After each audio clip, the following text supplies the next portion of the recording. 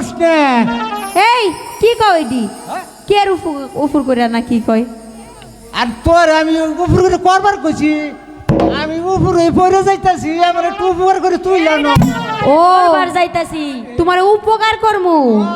তোমার মেলা উপকার করবার পারমু আমরা ওরে যৌবনের এমবি দাদা ফুরাইয়া গেলে ও দাদা চলবে না আর ধাক্কা মারিলে